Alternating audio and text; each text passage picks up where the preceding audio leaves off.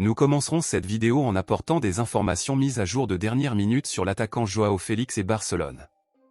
Le conseil d'administration du club catalan ainsi que les supporters des culés sont divisés en ce moment, où une partie veut et soutient la signature de Joao Félix, tandis qu'une autre partie est contre et pense que cela ne vaut pas la peine de compter sur lui dans cette nouvelle saison.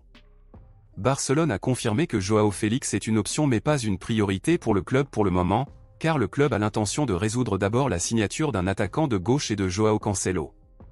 Compte tenu de cela, Joao Félix serait actuellement en négociation avec plusieurs clubs, et il se confirme qu'il y a de grandes chances qu'il revienne à Chelsea en Angleterre. Joao Félix se dit prêt à attendre Barcelone comme l'année dernière, mais le club a déjà clairement indiqué que même s'il est une option, il n'est pas une priorité pour le moment. Nous avons jusqu'à la fin de ce mois pour savoir ce qui va réellement se passer et si Joao Félix restera à Barcelone ou s'il ira dans un autre club. Pensez-vous que Joao Félix est une bonne ou une mauvaise option pour Barcelone? Laissez votre avis ici dans les commentaires. Passons maintenant à l'actualité principale, bombe exclusive de dernière minute.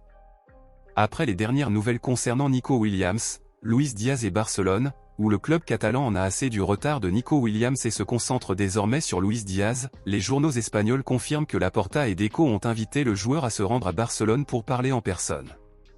L'information confirme que Barcelone a une bonne offre et fera la même chose aujourd'hui pour le joueur.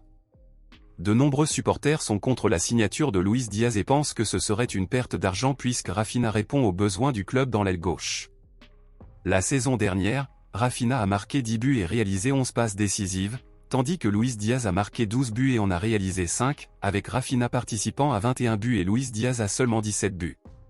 Compte tenu de cela, beaucoup disent que cela ne vaut pas la peine de dépenser plus de 60 millions d'euros pour recruter Luis Diaz comme nouvel attaquant gauche du club, puisque Rafinha a eu de meilleurs chiffres que lui la saison dernière.